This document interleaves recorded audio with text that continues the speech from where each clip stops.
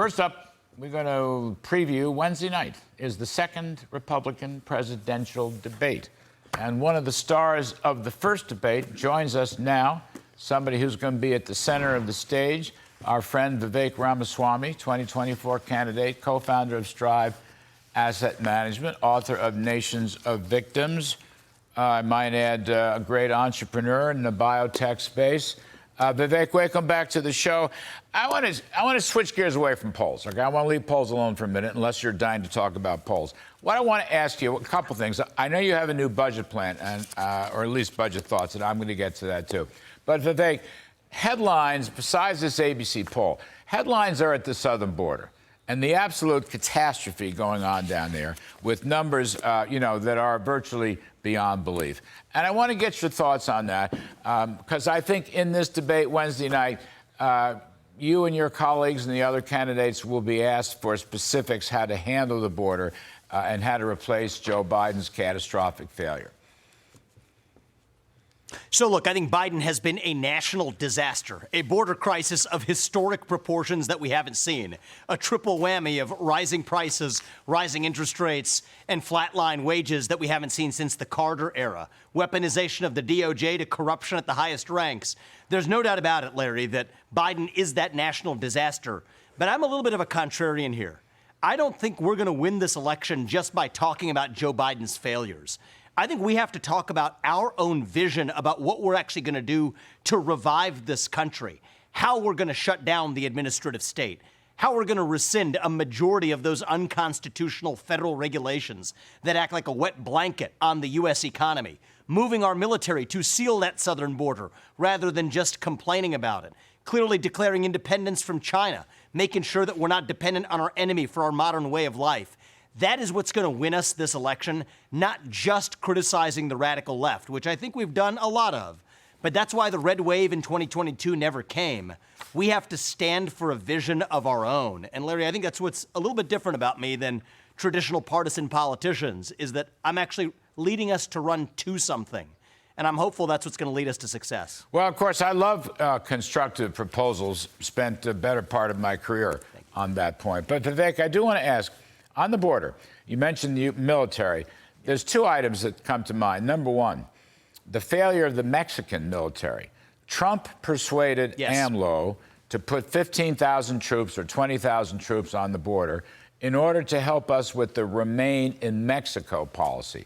I don't know where you stand on that, but that's one point I want to ask you. And the second point is the matter of deportation.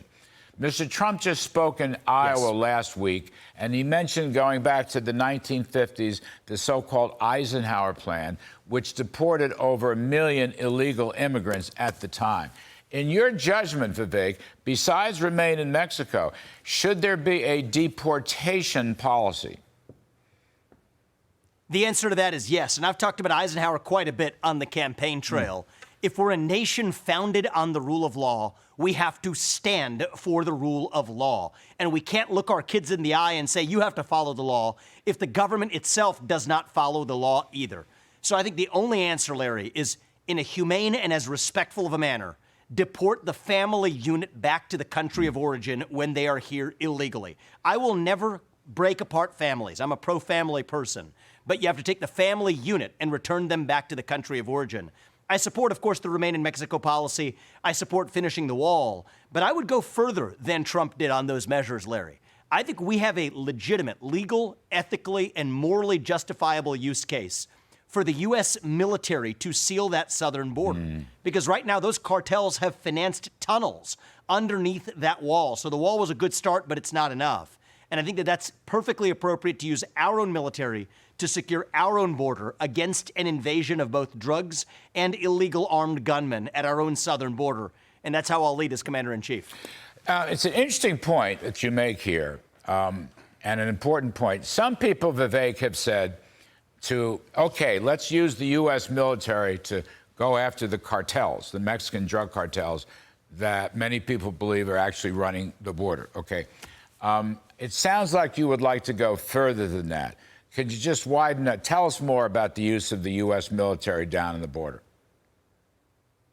So the first step, how I'm going to deal with this, is place the military to seal the holes on the southern border, especially those areas that are not covered by the wall already. And then I'm going to pick up the phone, and I'm going to have a phone call with Claudia Sheinbaum or whoever it is that wins the next Mexican presidential election.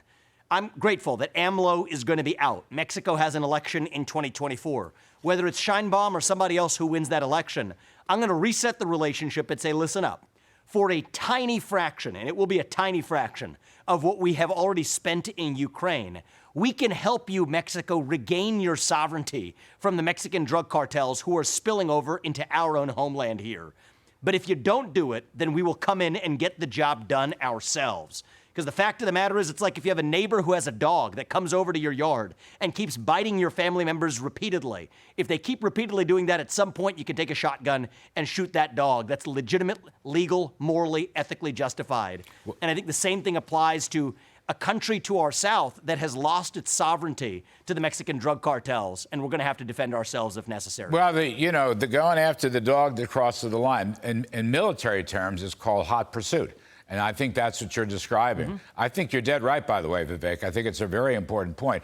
On the question of the new president of Mexico, whoever it may be, shouldn't they come back and show us that they're going back to devoting some troop coverage to the border to help remain in Mexico and maybe go after the cartels? I mean, as I recall, we looked at some clips back in 2019. They put up, I think, 15,000 troops. They also put up something like 6,000 troops in Mexico's southern border, Guatemala. But I mean, Biden lost all that, Vivek. Wouldn't you want to regain some Mexican troop? I mean, the U.S. military has very good exercises with the Mexican military. So there's a natural fit if the politicians can put it together. There's two borders at issue here. One is the northern border of Mexico, which is our southern border. Absolutely, we expect Mexico to play a role of responsibility there.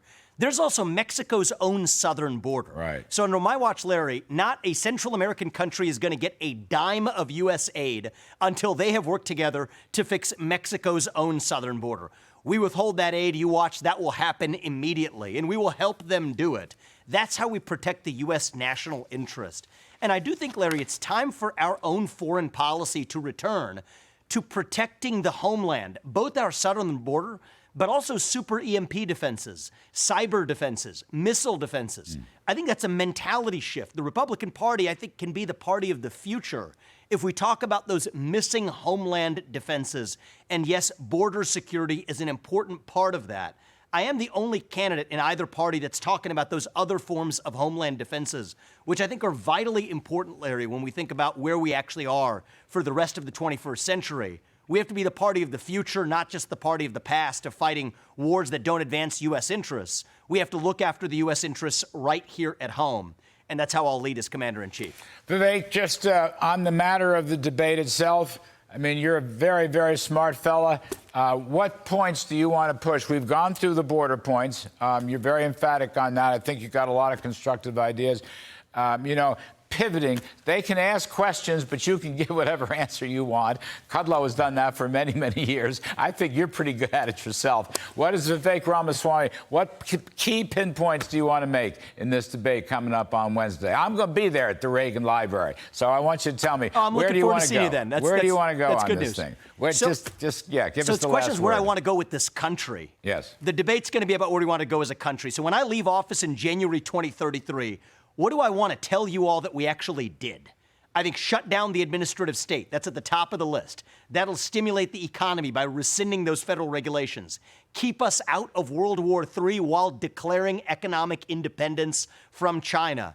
But most importantly of all, Larry, I want to revive that missing national pride in the next generation of young Americans.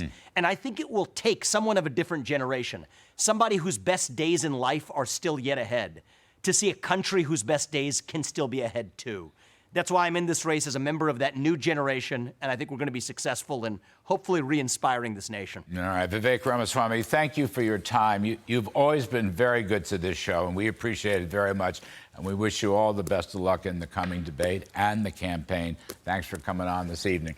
All right, folks, moving right along. As I mentioned earlier, Fox Business will be hosting the second Republican primary debate. at the Ronald Reagan Presidential Library in Simi Valley, California. That is this Wednesday, September 27th, 9 p.m. Eastern.